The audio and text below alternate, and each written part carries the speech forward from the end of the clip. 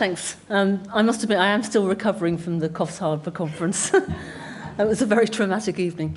It's lovely to be here. Thank you very much, Belinda and everybody, for the invitation. I always love coming over here. It's great, and it's particularly good when it's in your summer, although the weather's been a little bit dodgy here, and it is great catching up with everybody this side of the world. So I'm going to talk to you about social exclusion or inclusion in a Web 2 world. And Belinda's very kindly not said anything, but I have to admit I forgot to give her an abstract. So she gave me a title, which is great, actually. It's a really nice way of doing something, having a sort of topic that's slightly different from the things you normally do. So thanks for that, Belinda. I think it's a really interesting topic. Yeah.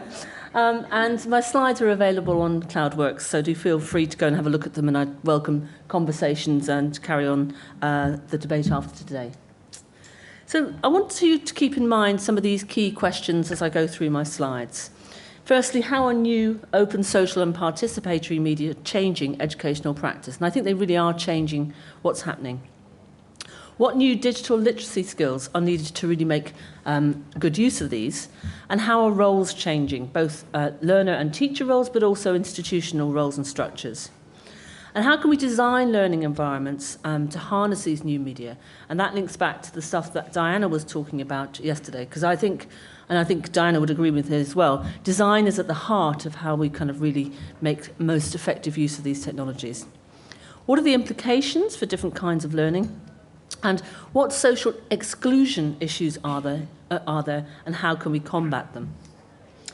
So I'm going to talk a little bit about Web 2 characteristics and point you to some recent reports in the last few years which look at that, and in particular a Web 2 review that we did at the Open University last year.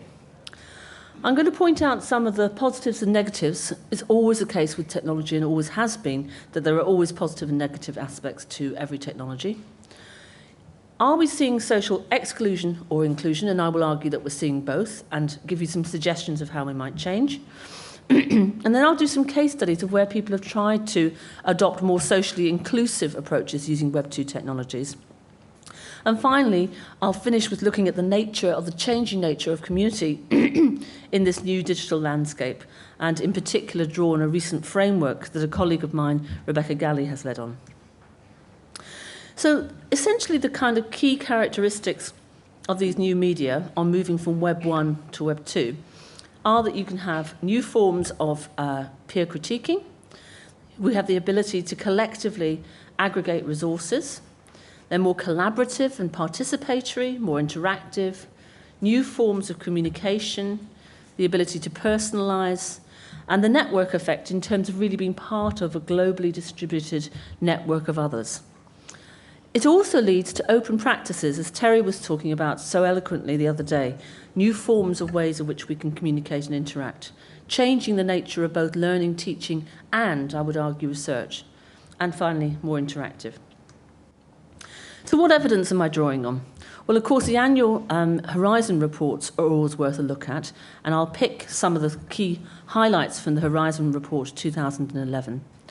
There was an excellent report, although a few years old now, commissioned by the NSF called Cyber Infrastructure. How many of you have read that? Anyone? A few. And in that report, they gathered together some of the great and good from the States, including people like Roy P., Diana Oblinger, Christine Borgman, etc., and commissioned them to, over a 6-month period, really look at the new technologies and try and work out what were the implications for learning. And if you haven't read it, I really recommend it. It also starts with a very nice quote of the vision of the future of what learners are going to look like. An organisation based in Seville, which is one of 7 EU-funded research centres, IPTS, has commissioned a number of reports in this area, and in particular, the report on e-learning 2.0 is worth looking at, where they looked in depth at 8 case studies which attempted to harness Web 2 technologies for social inclusion. And I'll show you those later on. And finally, the review that we did last year of Web 2 tools and practices, particularly focusing in a higher education context. And I've got references to all of these at the end of the slides. So these are some of the highlights that the Horizon report picks out. We've got an abundance of resources now, and that these are challenging educational roles. I would argue that's been a really strong theme throughout the conference, and in particular it came out very strongly, I think, in the OER seminar panel that Rory led on. People are increasingly expected to be able to work and learn anywhere, anytime. Of course, that kind of martini slogan of anywhere, anytime has always been around a long time, but I think it really is happening now, particularly with mobile devices and with near ubiquitous access. How many people here have got laptops or iPads with them? Seems to me virtually everybody has almost at this conference, which is really quite a sea change from a few years ago. The world of work is increasingly complex and collaborative, and it needs to be if we're going to be able to deal with what are often termed wicked problems. I should point out I've got a range of leaflets here that you might like to look at. And I'm not going to talk about it today, but we've been looking at the nature of complex interdisciplinary teams in a recent report. And this is funded by the TLRP TEL programme in the UK. And there's a report which summarises the key findings. We interviewed 18 key TEL researchers in the UK, including Diana, I should say, and asked them what they thought interdisciplinarity was, what kind of theory and methodologies they drew on, what they thought were the kind of challenges and success factors for enabling interdisciplinarity. So do have a look at that. I've only got a couple of reports, but it's available online. And then there's a kind of little summary, which is about a response to the impact for business. The other things that are on the table is a kind of leaflet for our Masters in Online Education. And I was delighted to meet somebody here at the conference who's actually attending that. Some work on our learning design some various tools we've got, our Open Educational Resource Initiative, AllNet, and our social networking site, CloudWorks, which I'll mention in a while. Again, of course, all of those available online. Technologies we know are increasingly cloud-based. What does this mean for us? Some of you will know I had a bit of a panic at the beginning of the week when my laptop died on me. Luckily, I had made a backup, but I was really freaking out because I've got about 80,000 words of a book that I'm writing at the minute, and the thought of losing that was just too bad to bear. But luckily, I've been putting up draft chapters of it up into the net, so that there was always a copy there. The increasing importance of digital literacy skills in this new context and the kind of literacies we need to really harness these technologies. And I'll draw on the work of Henry Jenkins and colleagues and show you what they think are the kind of literacies that are needed to participate in what they call this new participatory culture. And new kind of evaluation metrics that we might need for dealing with new forms of digital scholarship and publishing. And again, that links back nicely, I think, to Terry's keynote on the first day. So these are the technologies that the Horizon report suggests we might need to look at in the next few years. In a one-year time frame, they mention e-books and mobiles. And of course, things like the iPhone and iPad have certainly transformed the nature of what is meant in terms of being able to read and being able to learn online on mobile devices. Augmented learning and game-based learning are put in the 3-year time frame, and gesture-based learning and learning analytics in the 5 years framework. Again, Terry mentioned this. There's a very exciting conference that George Siemens is leading on, which is happening in Banff in a week or so's time, which is really going to be the first conference of its kind looking at learning analytics. So even if you can't attend that, keep an eye on the website and the growing associated resources. The Web 2 report I mentioned ends with this quote: "Effective use of new technologies requires a radical rethink of the core learning and teaching processes, a shift from design as an internalized, implicit, and individually crafted process to one that is externalized and shareable with others." And again, this links back nicely to the kind of thing that Diana was talking about yesterday, the notion of being able to take somebody's pedagogical pattern, tweak it, change it, and put it back into the system. And being able to represent designs in these kind of explicit ways so that they can be shared with others. Change in practice may indeed involve the use of revised materials, new teaching strategies and beliefs, all in relation to educational innovation. And this is a picture of two of our researchers, Jill and Yotta on the right-hand side. Yotta's 32 weeks pregnant at the moment and looking forward to having her first baby. So I said I'd look at some of the positive and negative impacts of these technologies. I think the first is the fact that there's no doubt that we have now an increasing amount of free tools, resources and services. What are the implications of that for formal education? What's the role of a formal institution in this context of a free environment? Certainly on the positive side, it means that students have access to a range of resources that they can use to harness for their learning. They can personalise and develop them, and they can support what's known as the long tail, the notion of being able to have niche specialised subjects across the range. But it also means there are issues for institutions in terms of questions about what the role of institutions are in these contexts and about a lack of control. And many of you will know there's been a very strong argument in the last few years about the relationship between learning management systems and more free, open approaches using free tools. And institutions can no longer control what students use. So, for example, in the old days, they would be given an email account. Now they can get Gmail. Why should they have an institutional account that only lasts for a couple of years when they can have their own account that they can take with them after they finished at the institution? We have near ubiquitous access, certainly in the developed world. There are issues, of course, for the developing world. And this relates to what Mohammed was talking about, the role of mobile devices as a way of bridging that gap. And technologies are certainly seen by students as core tools now. It doesn't necessarily mean, however, that they've got the right kind of digital literacy to be able to harness these technologies effectively for their learning. But I would argue that we have certainly got a narrower but deeper digital divide. So those that are excluded by these technologies are even more excluded than before. Many of us now routinely find out the latest in terms of world events via the internet as standard. It's no longer about newspapers or anything. So what does this mean for those who are excluded? We have a plethora of different communication and distribution channels which can be connected. You can tweet and put hash Facebook and have it going to your Facebook account. You can have it going out to different networks and communities of colleagues and peers. So this means for a learner there's increased opportunity for peer interchange and dialogue, also with tutors, but also with experts. I was learning Spanish a couple of years ago, did a couple of OU courses, and I would frequently put out a tweet on Twitter and say, should I use a star or ser in this context? And immediately would get 5 replies, some from people I knew, some from people I didn't. And I did begin to wonder about plagiarism because I would tweet about my assignments and get replies. And I thought, does that count as cheating? I'm not sure. And then I panicked because I realised one of my tutors was also following me on Twitter, but she never said anything.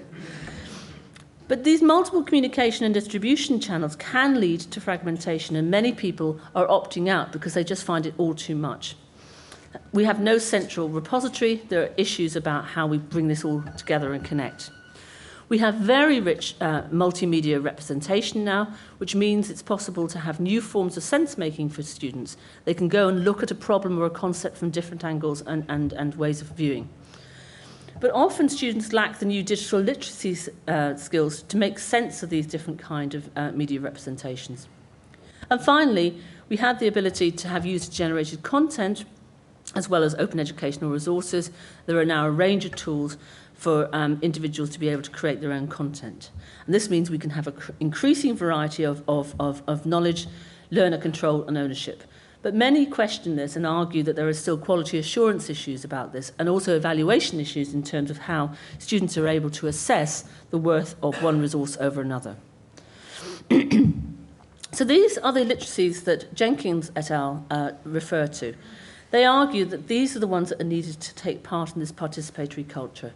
Play, performance, appropriation, multitasking, distributed cognition, collective intelligence, judgment, transmedia navigation, networking, stimulation, negotiation and visualization.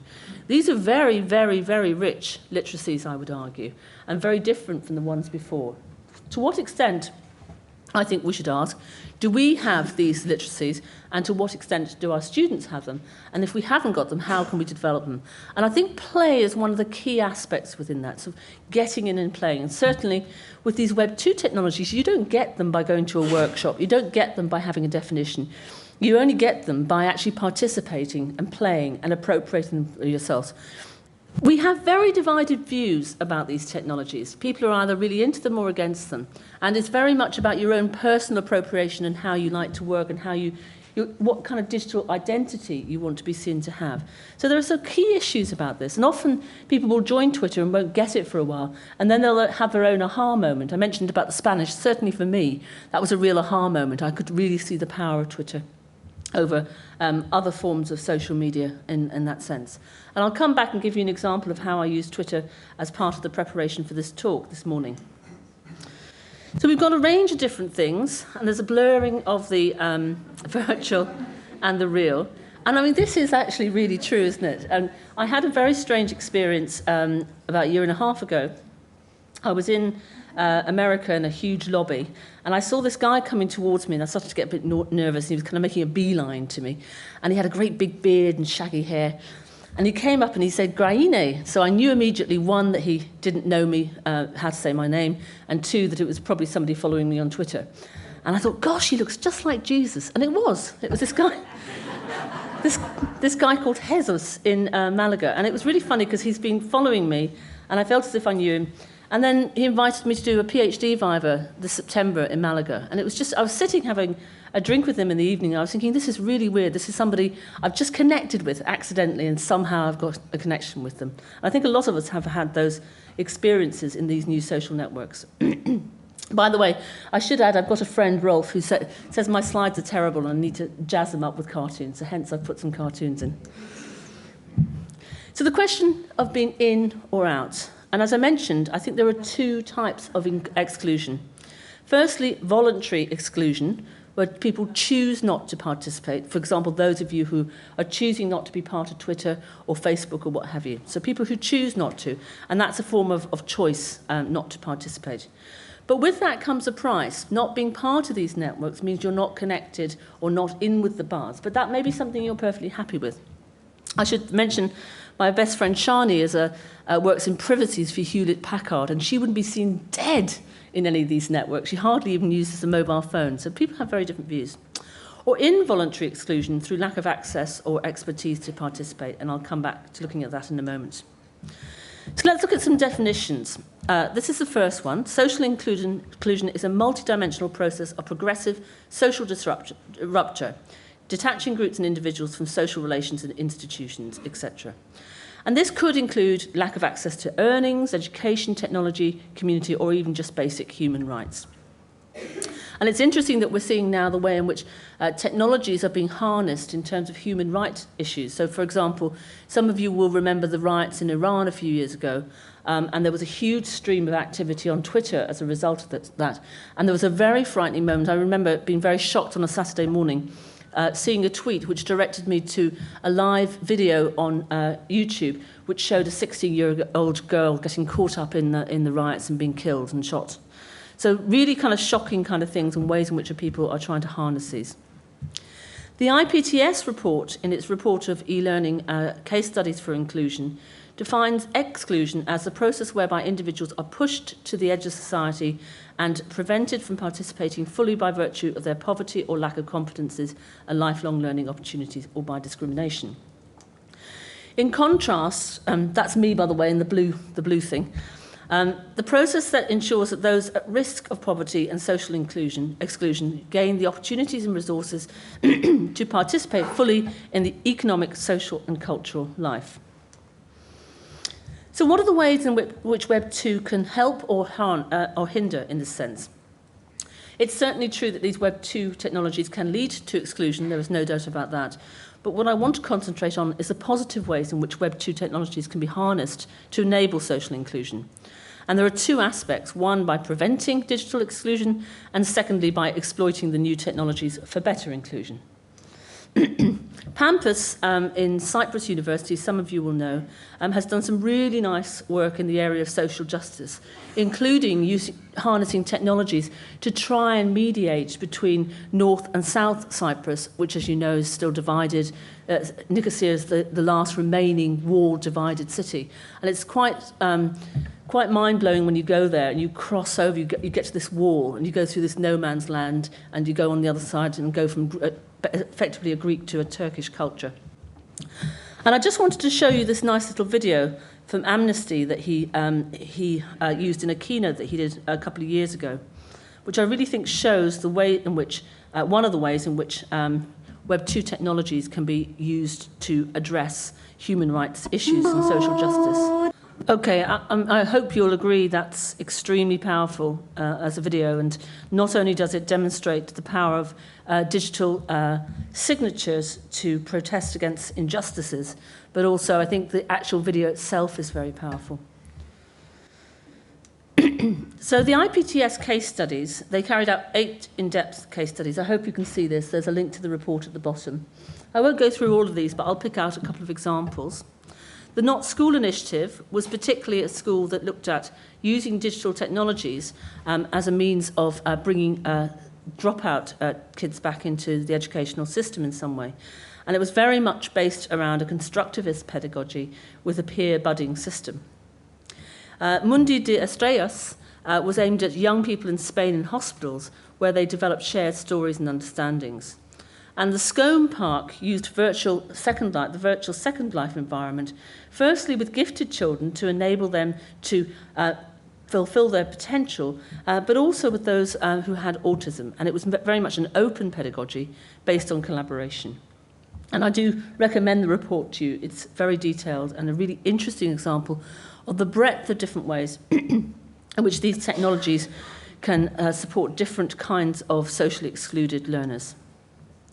The second example of the way in which I think technologies can be harnessed to promote social inclusion is, of course, open educational resources, something that we've heard a lot about at this conference. And I hope Rory would agree with me on this respect, but if not, you can argue afterwards. And I wanted to mention 2 initiatives that we're involved with in relation to this. The first is AllNet, which is funded by the Hewlett Foundation in the States. It's a joint collaboration between the Open University and Carnegie Mellon. And it's part of that broader OER movement. And as we were hearing, as Terry was saying, it's very much about education as a right, education free for everybody. And what we're focusing on in AllNet is trying to bring the very good OER research closer to the practitioners so they can make more effective use of how they design and use OER. And the Opal initiative is trying to articulate a set of dimensions around OER practices. So essentially finding out how people are creating, using and reusing OER, with the notion if we can do that, then we can make better use of them. And we're in the process of producing guidelines for learners related to this, teachers, managers and policymakers. So what are the ways in which I think OER are combating social exclusion? First, the fact that they're open and free. Second, this notion that education is a fundamental right, that they're easily accessible and available for all, but also as a means of transferring practice. Again, going back to Diana's point, looking at other people's OER, seeing what they're doing and seeing how that can transfer your own and transform your own practice. But it's also, as Terry was saying, very much a philosophy, a notion of more open approaches generally. And the final example I'd like to look at is the CloudWorks site that we've developed, which is a site for teachers to share and discuss learning and teaching ideas. As Diana was hinting at in her talk, if you talk to teachers and ask them what do they need to make better use of technologies, they say 2 things time and time again. Firstly, they say, give me access to examples in my own subject discipline. Let me see what nurse practitioners are doing or other chemists, etc. And secondly, give me a way of talking to people, because the way in which we as teachers share practice is often over a coffee by talking to each other. I might say to Rod, oh, I had this great thing in terms of using a wiki for collaborative project work, and that sets him off on an idea, and he thinks about how he might use it in his own context. So we looked at Web 2 technologies which seemed to provide the solution, but actually we couldn't see great evidence of teachers extensively using these Web 2 technologies in this way. Yes, there were pockets in Ning, in Elg, in Twitter and Facebook, but not extensive. So we decided to build a site from scratch which actually did this, and we've been co-evolving it over time, seeing emergent user patterns of behaviour and then feeding that back into the ongoing technical developments. We now have worldwide use of the site with over 170-odd countries participating in a range of different languages. And people are talking about all sorts of things, their own teaching practice, how people are using tools or resources, through to more focused things around pedagogy or particular research interests. So a quick language guide to CloudWorks. Firstly, the core object in there is a cloud, which can be anything to do with learning and teaching. This is what I did with a wiki with my students. Here's the latest Horizon report. Here are the key points, etc. And they can be collectively grouped into cloudscapes, You can have activity streams in the way that you can with Facebook, for example, and so you can filter and see particular activities. You can favourite things. You can follow particular people, cloudscapes and clouds. You can see it's a real mongrel site. We've just nicked the best ideas we could see out there from the different sites and bunged them together in a way. RSS feeds, of course. And finally, you can attend conferences and workshops. So what kind of activities are we seeing in there? What kinds of patterns of user behaviour? Firstly, it's being used to support a range of events. In the OU, we have an annual learning and teaching event, which is a 2-year conference, usually face-to-face. This year, for the first time, Martin Weller and Karen Cropper took it virtual. So instead of a face-to-face event, we had a 3-day event using Illuminate for live streaming talks. We had a range of great keynotes. We had George Siemens come in, Jimmy Wales, founder of Wikipedia, for example. And that's an interesting example because Jimmy was on his way somewhere and he was sitting in the club in Heathrow, and he kind of came in live through our presentation that way. So whereas normally our annual event attracts about 200 OU staff, this Cloudscape has had over 3,500 unique visits to date. So really is expanding the amount up. And again, I think it was, I can't remember whether it was Rory or Terry, mentioned about the connectivism course that George Siemens and Stephen Downes have run over the last few years, where they're developing open courses and getting thousands of people participating rather than hundreds. So this is really opening up access in new and important ways.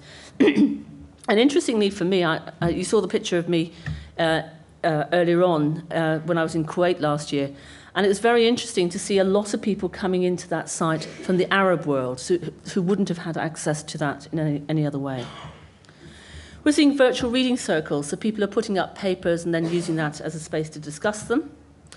This example here on the right-hand side is the ELISIG community, which is a community of about 800 researchers who are interested in looking at the learner experiences and their use of technologies. And they've got a very vibrant community. They've got a great Ning site and various things, but they found that the functionality of CloudWorks is well suited for setting up virtual reading circles. Open reviews. I mentioned Yotta earlier on, who led on the Web 2 review. What she did is she created a space on CloudWorks, and she put up her research questions that she was asking. And as she was doing her desk research, she gathered and aggregated all the references and resources back into CloudWorks. And other people came in and said, oh, I'm doing something similar, and you might like to look at this link. So not only was it a way of her collectively aggregating everything into one space, it was a way of her giving out into the community in terms of sharing what she was doing, but also drawing on other people's expertise. So that's been very effective. And finally, we've seen the emergence of things like flash debates and spotlights. So a flash debate is where something arises in terms of a hot topic and it gets discussed. So the first example was a flash debate looking at, is Twitter killing blogging? It was put up as a tweet by Matt Lingard in the UK. It was taken into CloudWorks as a space, and it just exploded over a period of 24 hours. Lots and lots of comments about the pros and cons, lots of links to relevant literature and references. And then people went out and reflected on their own blogs and reported that back. So a complementarity between Twitter as a microblog to start or initiate or catalyze, through to CloudWorks as an aggregated discussion space, through to personal blogs for reflection. So in what ways do I think social networking sites like CloudWorks might be able to combat exclusion? It's completely open, first off, and so anyone can join and look at it, and it's easy to use. It crosses boundaries, so we've got school teachers in Argentina giving advice to lecturers in Canada, for example. We've got policy makers talking to students, researchers talking to teachers. It enables teachers to get access to new knowledge and expertise in a way that wasn't possible before. And it has a kind of collective intelligence in terms of being able to aggregate resources.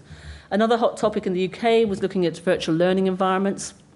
I mentioned the issue about learning management systems versus more open systems. And a space was set up for this, and a whole load of resources were added very quickly to all the blogs and different posts that were talking about VLEs. It forms a way of sharing ideas and practice that I mentioned before, that point about give me some way in which I can communicate with others. And we now have a facility to private message, so you can have conversations with one or more person in the site in private.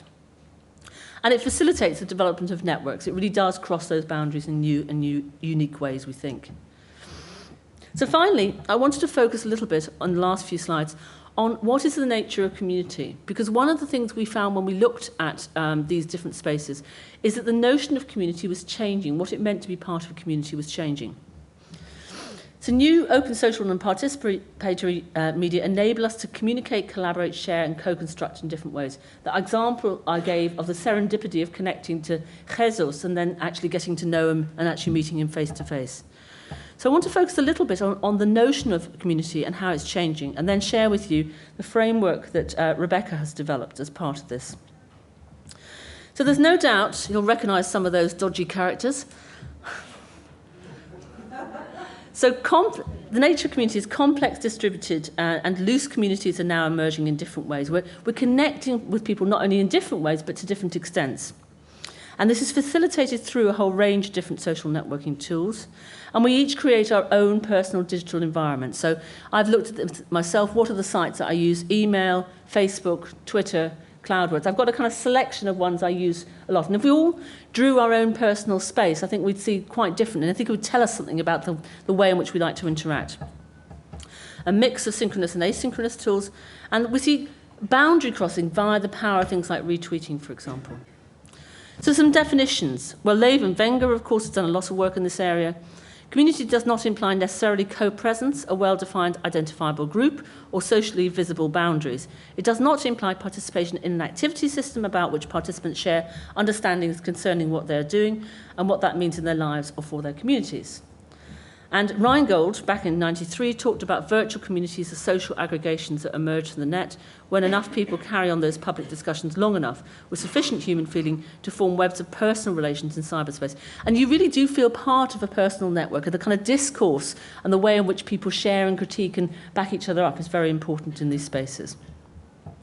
But it's also a process. It's constantly changing and evolving. We as users co-evolve with the tools as we begin to appropriate them for our own purposes. And we have a shifting depth of relationships.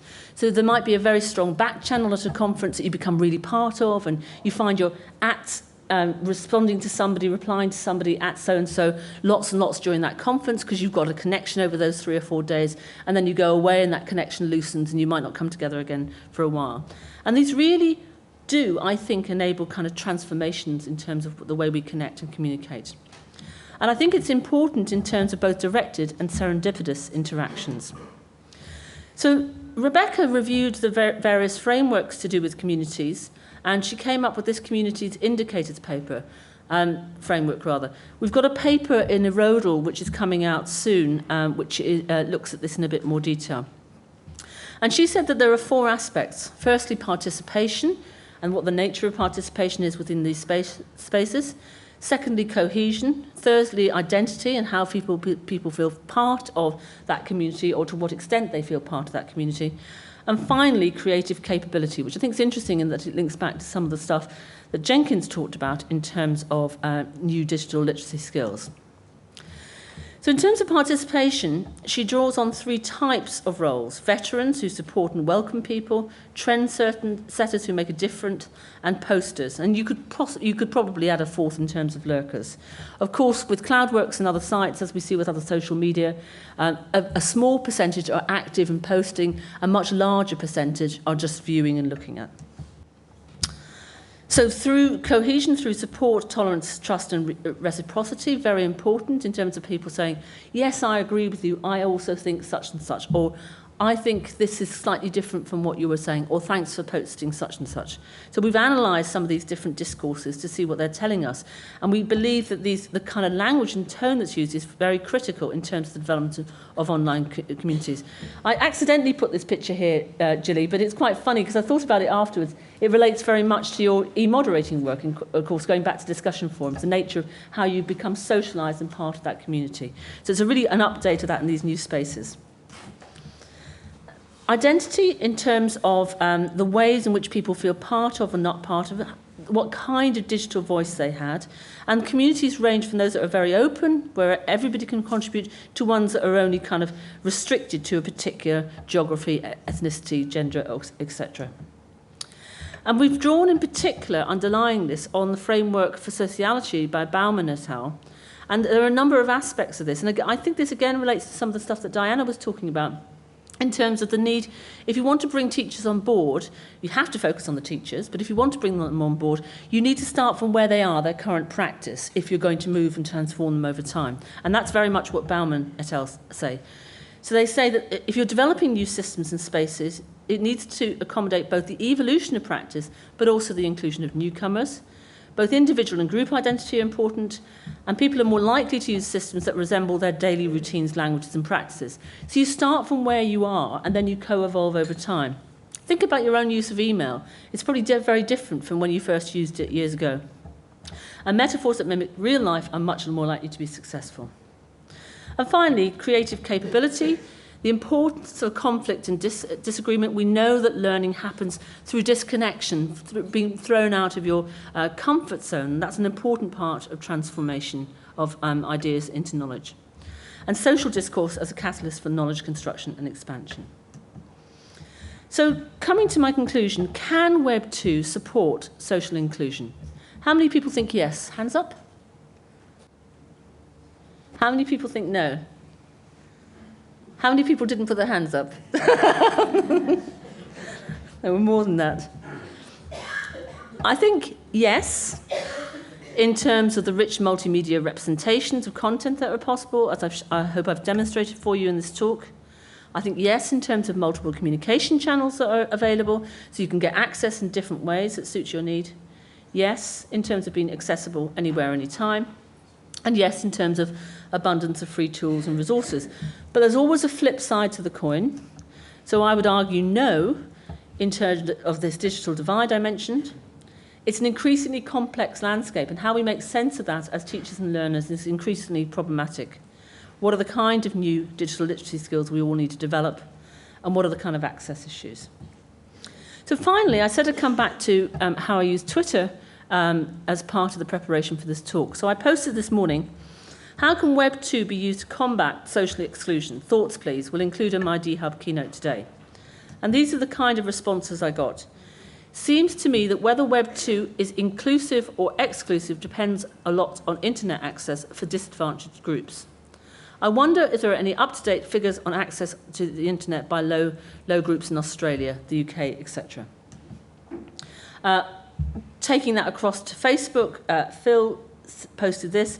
I'm doing some interesting project work with Kingston and Lewisham colleagues, taking Web 2 ideas into e-administration, utilising Amazon ideas so that learning providers can capture and engage with potential students who visit their websites to look at courses. Does that make sense? Niall Winter in the UK said that while resources are available, tutoring isn't to the same extent. It means self-motivation, less socially excluded, likely to do better. So I think that's very true as well.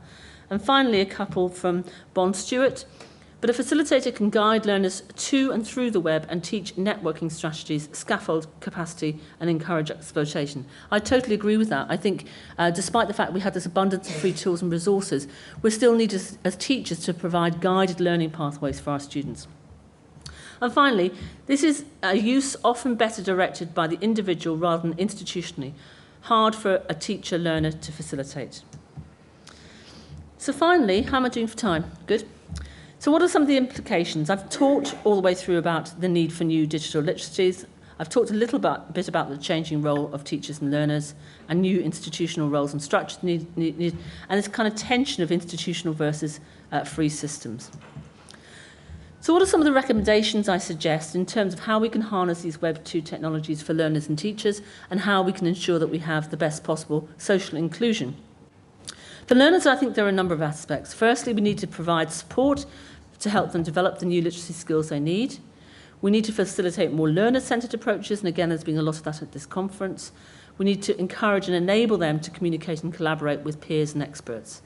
And we also need to shift from a focus on content to activities. For teachers, we need new approaches to design, support and assessment. So tools like the LDSE that Diana was talking about are deliberately being developed to try and help with that teachers' design better. We also need to get them to adopt more explicit and reflexive approaches. And again, I think Terry touched upon this in the notion of openness and the notion of digital scholarship. We need to get them to be immersed in the technology so they can understand how they can use them, learning through the technologies, as Diana said, learning by doing. And we need to encourage a network of educational community for teachers and learners to be able to connect and discuss. And finally, for institutions, we need to have strategies and policies that reflect the changing context. We need the kind of resources and support that will actually help to shift practice. We need strong leadership. We're very lucky in the OU. We have an excellent new Vice-Chancellor, Martin Bean, who comes from Microsoft in the States. And he really has got an understanding of the business aspects, the technology, and the pedagogy. And these are a couple from Deborah Hoven, who said we also need revisioning of the structures and infrastructures, and we need professional development incentives for teaching staff to implement. And finally, nationally, we need to put in place mechanisms for sharing of resources, also case studies of good practice, and again, that links back to the pedagogical patterns work, but also appropriate strategies and policies and funding. We're lucky in the UK, we have GISC, which really kind of helps to drive some of the good policies in e-learning in this area and has associated funding still. We also need the kind of professional networks that you have here, for example, through communities like this. And we need to have an ongoing horizon scanning of the technologies because for sure they're going to keep changing. So my final slide, some reflections for you to think about. I think they do form, these new media do enable new forms of communication and collaboration. We need to better understand what they are. But communities in these spaces are complex. And teachers do need these new digital literacies to be able to harness their potential. We need to rethink design. I believe that sites like CloudWorks and others can provide mechanisms for teachers to share and discuss learning and teaching ideas. And we were for sure seeing a blurring of different boundaries, and I think that's only likely to continue. So we live in exciting times, and I look forward to seeing how things develop in the next 5 years. Thanks.